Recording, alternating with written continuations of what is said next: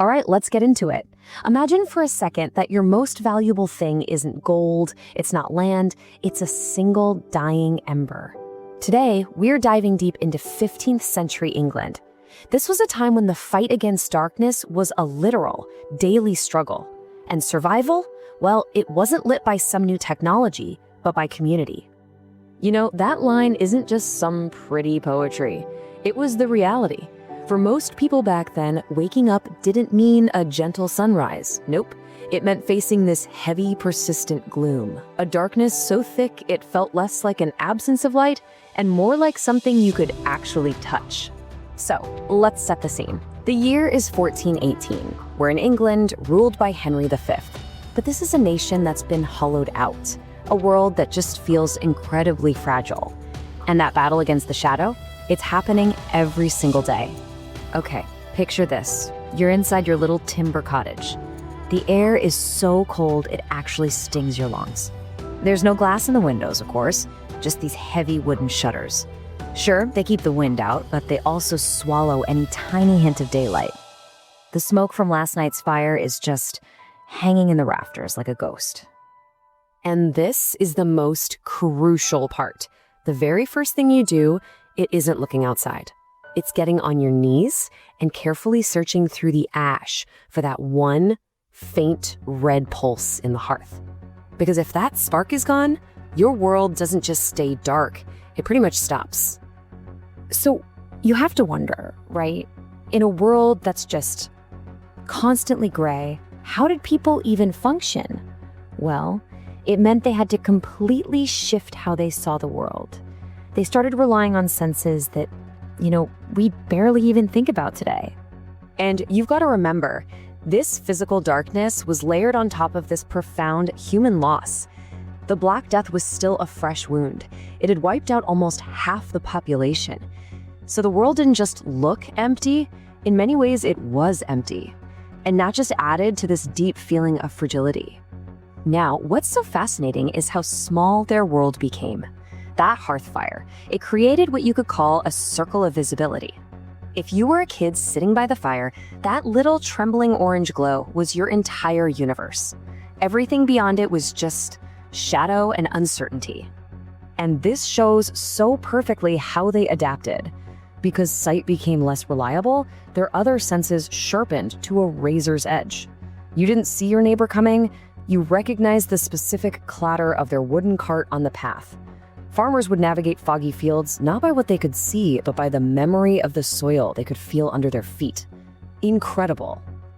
Okay, now let's go into the towns because the problem just gets bigger. Darkness wasn't just a physical thing, it was basically a huge economic tax that slowed everything. And I mean everything down to a crawl.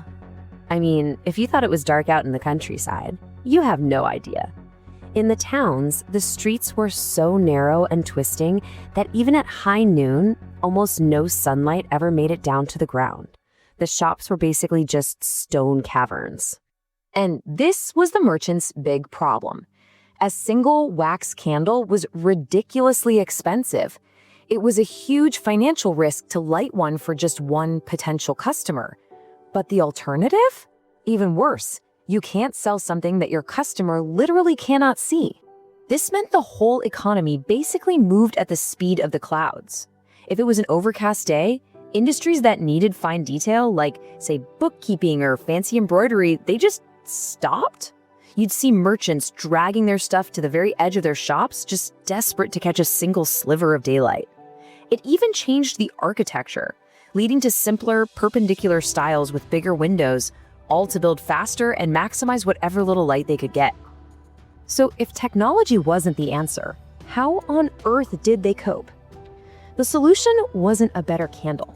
It was something that we've kind of forgotten, the idea of community itself being a form of light. And this right here is the key to the whole story. In a world where your own fire could go out any second, your survival completely depended on everyone else. Resilience wasn't about how tough you were as an individual. It was a shared resource. And here's how it actually worked.